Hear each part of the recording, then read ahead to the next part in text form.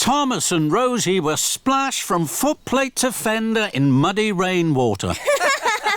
That was fun! Then an idea flew into Thomas's funnel. Thomas reversed slowly. Then he pumped his pistons. Here I come, Rosie! Splish, splash, splosh! That's a good game! Here I come, Thomas! Splish, splash, splash! Muddy water splattered everywhere. Then the Fat Controller arrived. He had some important news. Alicia Botti is to sing at a concert in the town hall.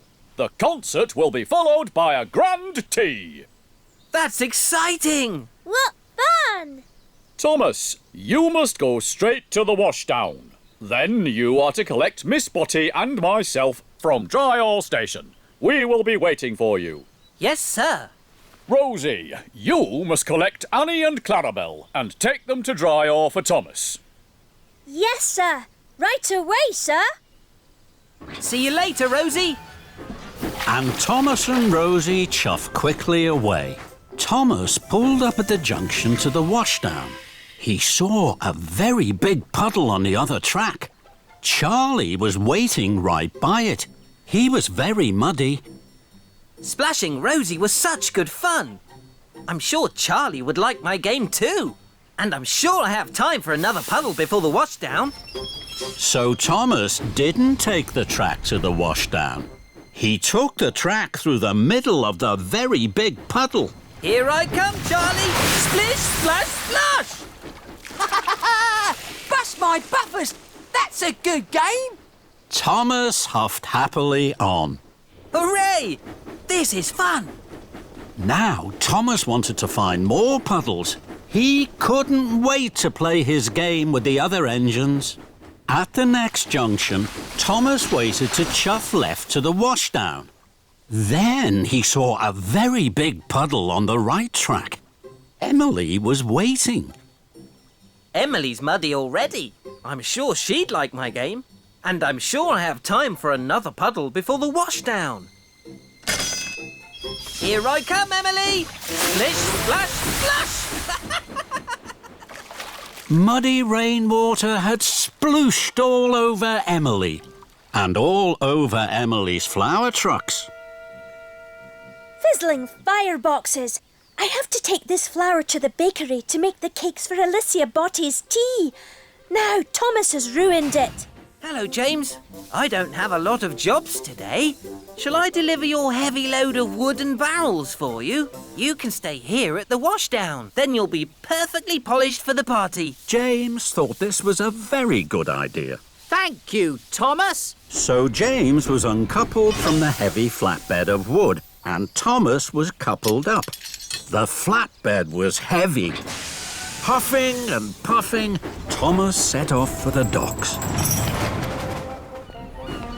Thomas chuffed back into the docks.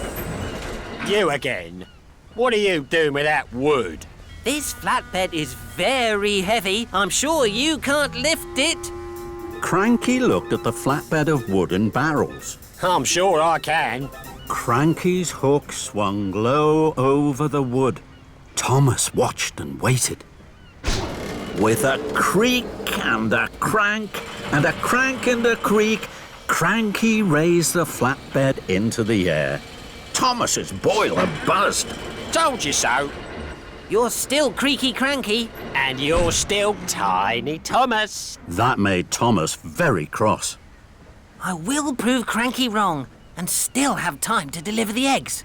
I'm sure Henry had an even heavier load. I'll go and find Henry. So Thomas steamed stormily away.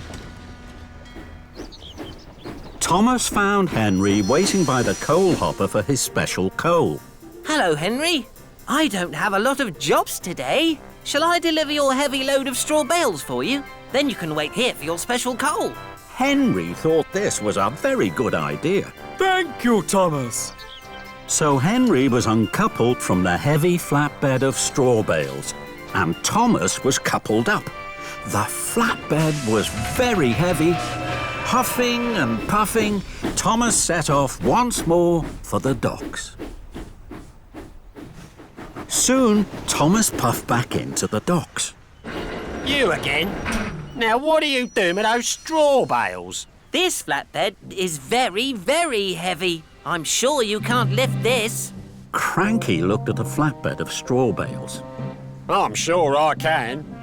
Cranky's hook swung low over the straw. Thomas watched and waited.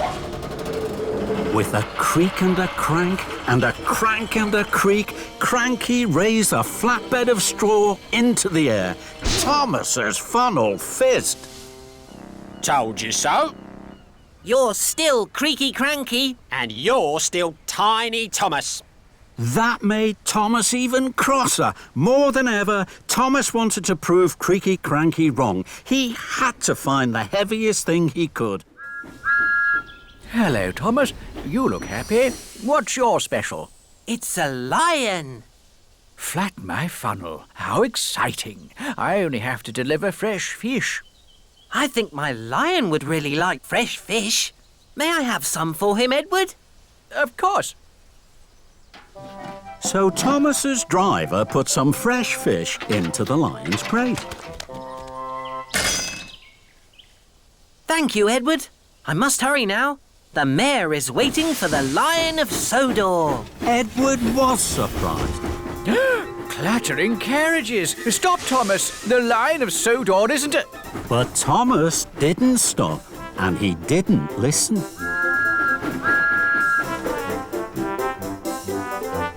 Then Thomas saw Toby. Hello, Thomas. You look happy. What's your special? It's a lion. Buff my boiler. How exciting. I only have straw in my trucks. I'm sure my lion would really like some soft straw to lie on. May I have some for him, Toby? Of course. Thomas's driver put some soft straw into the lion's crate. Thank you, Toby. I really have to hurry. The mayor will be waiting for the Lion of Sodor. Toby was surprised. Oh no, trembling trucks. Stop, Thomas. The Lion of Sodor isn't a... But Thomas didn't stop, and he didn't listen. Thomas's pistons pumped and his wheels whirred. He couldn't wait to deliver his lion. He chuffed his hardest and raced on towards Knapford Station. At last, Thomas puffed proudly into Knapford.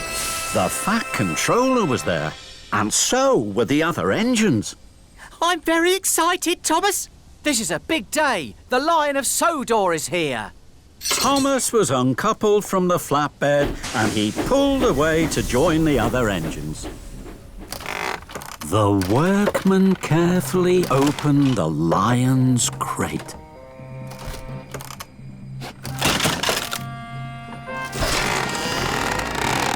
Then the engines gasped.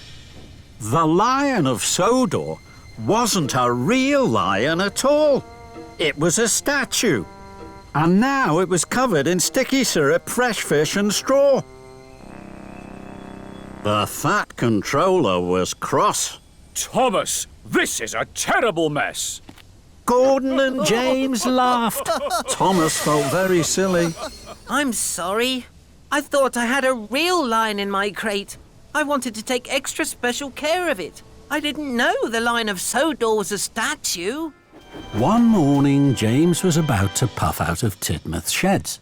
The Fat Controller arrived to see him. James, you are to have a new coat of paint. You must puff straight to the steamworks. James was pleased. Thank you, sir.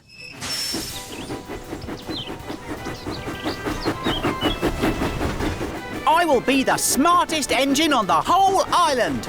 James whistled with pride. James puffed proudly into the steamworks. The workmen were waiting. First, they took off James's old coat of red paint. Then they applied a special pink paint. The pink paint was to go under the new red coat. It was to keep the water out. Soon, James was covered from fender to firebox in bright pink paint. Just then, the Fat Controller arrived. My granddaughter is having her birthday party today. Emily was to pick her up at Maithwaite Station, but she has broken down. The other engines are busy. You must collect the children and take them to the party. But, sir, I'm not ready. You're quite ready enough, James. Leave right away. The party starts at tea time. You mustn't be late. The Fat Controller left. James was upset. Oh, no. Pink is a silly colour. I don't want anyone to see me looking silly. James puffed up to a junction. Emily was there. She was waiting for the workmen. Cinders and ashes. You're bright pink, James. Emily laughed and laughed. Oh, no. Everyone is going to laugh at me because I'm pink. James didn't want to be laughed at. Then an idea flew into his funnel. If I see any other engines on the way to the children, I'll hide.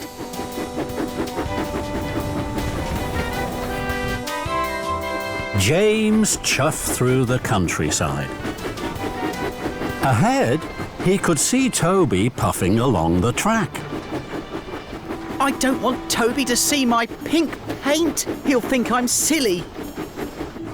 I'll hide under this tree until he's gone. So James chuffed under the branches of a willow tree. Toby puffed slowly towards him. James kept as quiet as he could so that Toby wouldn't hear him. Suddenly, James heard a whistle he knew well. It was Thomas puffed up to the Whispering Woods. Edward was there. Edward had brought children to visit the woods. Then he was to take them to the party. Hello, Edward. Hello, Thomas. You look worried. Thomas was worried, but before he could explain, the Fat Controller climbed down. Marvellous! What fun! Please, sir. We can't stay long. The children mustn't be late for the party. Oh, party smarty, Thomas. We have plenty of time. You worry too much. And the Fat Controller strode off. Hello, children. Who'd like a game of hide and seek? Did the Fat Controller say a game of hide and seek? Yes, he did. And Thomas's wheels wobbled with worry. The Fat Controller played hide and seek for a long time. He was very happy. So were the children. Edward was puzzled.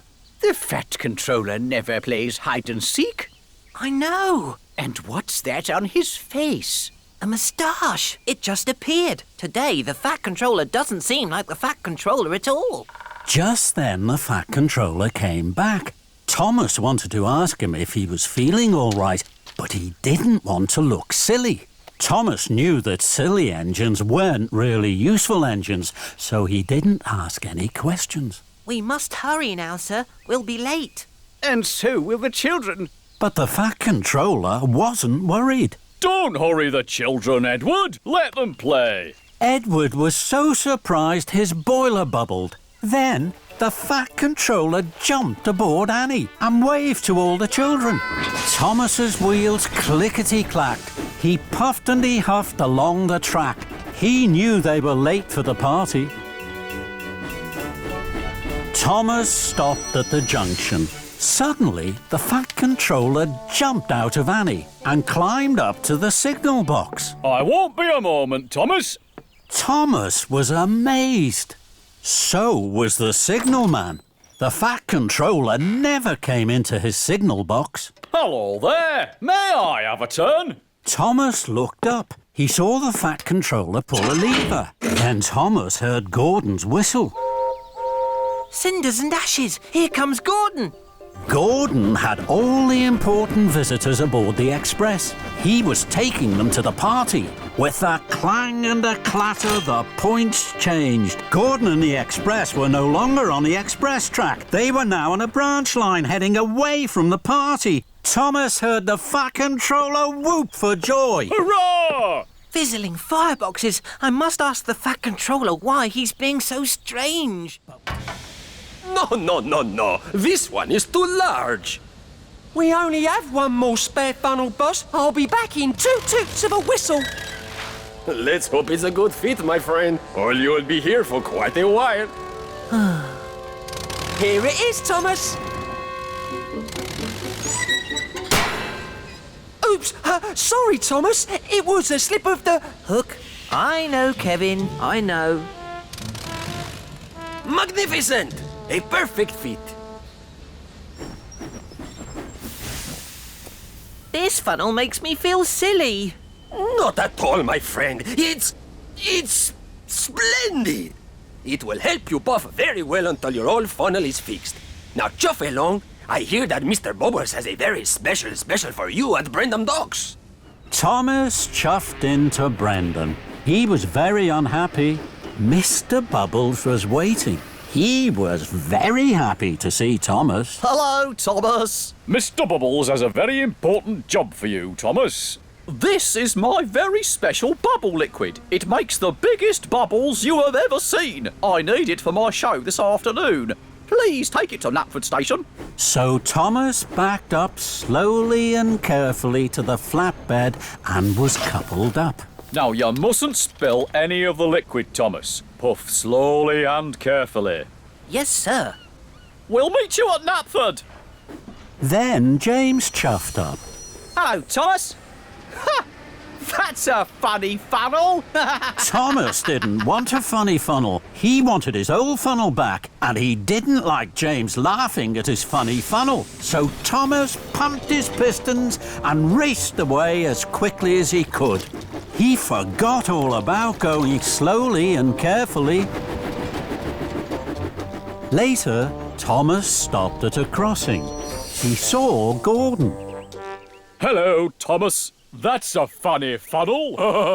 Thomas didn't want a funny funnel. He wanted his old funnel back, and he didn't like Gordon laughing at his funny funnel. So Thomas pumped his pistons and raced away from Gordon as quickly as he could.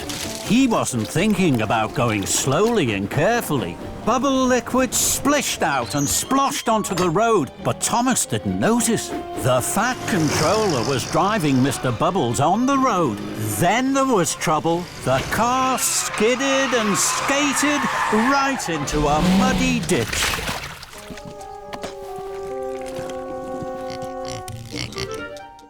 Is your piston fixed, Percy? No, it's still broken. Don't worry.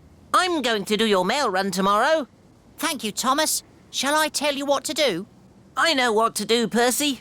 Now, I have to go to sleep. I shall be up very early. Well, if you're sure, Thomas. Very sure, Percy. I have to go back to Tidmouth now. I need lots of sleep. Goodbye. Percy watched as Thomas chuffed away. The next morning, Thomas woke up very early. He felt very proud to be pulling the mail trucks. There wasn't a peep to be heard as Thomas chuffed across the island. Everyone was fast asleep. First, Thomas puffed to the quarry. I must let the quarry manager know that the mail is here. Thomas was excited. He blew his whistle very loudly. And then he chuffed cheerfully away. Thomas hadn't seen that his loud whistle had woken up Mavis. Who's making that noise? Next, Thomas chuffed to the docks. I must let the dock manager know that the mail is here. Thomas was excited. He blew his whistle even louder. And then he chuffed cheerfully away. What Thomas hadn't seen was that his good morning whistle had woken Cranky up. Who woke me up? This is fun.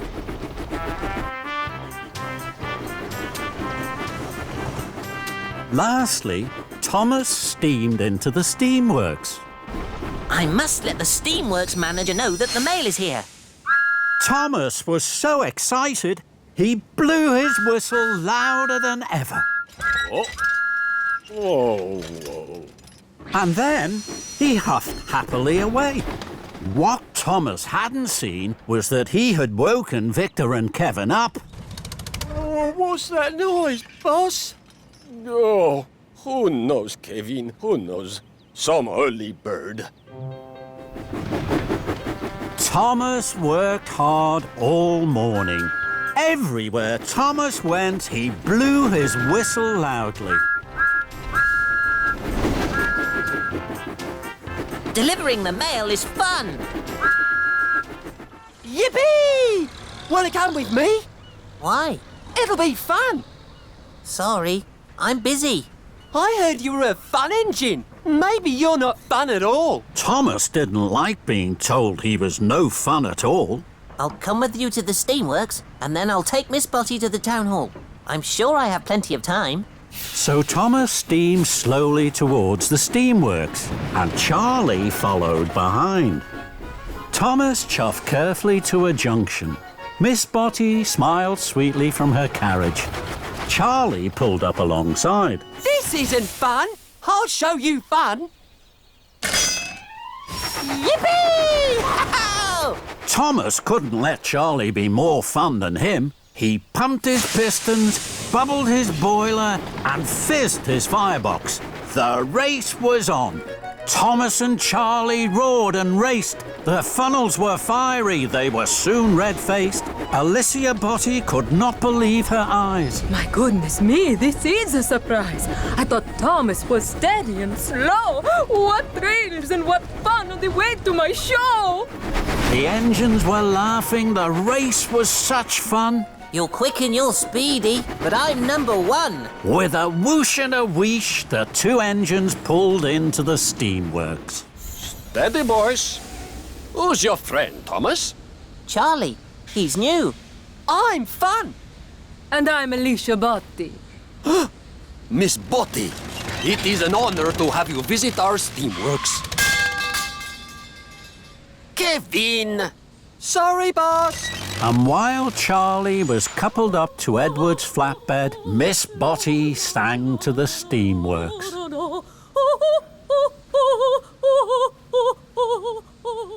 Then it was time to go. You are fun, Thomas. Let's go to the dairy. Thomas knew he should take Miss Botty straight to the town hall, but he didn't want Charlie to think he wasn't fun. I'm sure I still have time to get Miss Botty to the town hall. So Thomas and Charlie left for the dairy.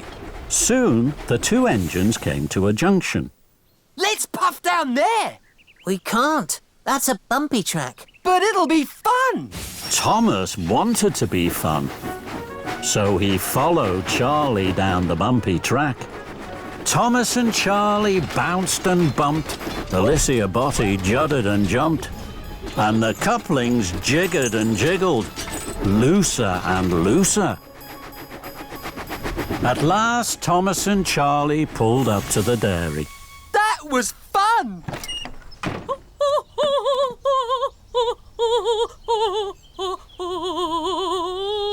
And this is even more fun. Thomas pulled up at the farm. Farmer Trotter was waiting. He looked at Thomas's full flatbed. He was surprised. Thomas, where's the soft straw? I thought the piglets would like these things just as much as straw. No, Thomas. Piglets need soft straw, and they're about to be born. Thomas felt very silly. I'm sorry. I'll empty my flatbed, then I'll puff back to Farmer McColl's as fast as I can.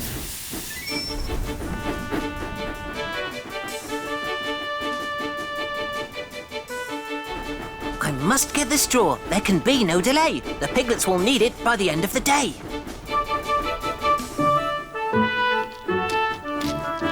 Thomas saw Percy at the water tower. Thomas, I know something else the piglets would like. I'm sorry, Percy. I can't stop. Bye, Thomas. I must get the straw. There can be no delay. I've no time for chatter along the way. Next, Thomas saw James at a junction. Hello, Thomas. I've been thinking about the piglets. I'm sure they'd like... I'm sorry, James. I can't stop. I must get the straw. There can be no delay. I've no time for chatter along the way.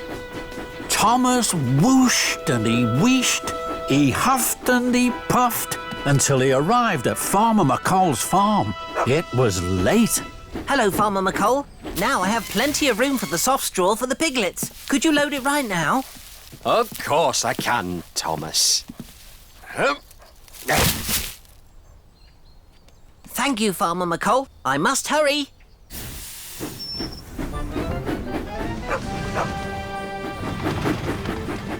Thomas's pistons pumped and his axles ached. I must puff fast. There's no time for delay. The piglets need straw by the end of the day. At last, Thomas arrived at Farmer Trotter's pig farm. It was now nearly night time. Thomas saw that the pigs had gone. Cinders and ashes. I'm too late. You're just in time, Thomas. I need that soft straw right away. Farmer Trotter unloaded the straw from Thomas's flatbed, and he took it away to make a nice soft bed for the piglets. The piglets have just been born. Thomas was delighted. Bubbling boilers. Look how small they are and how sweet.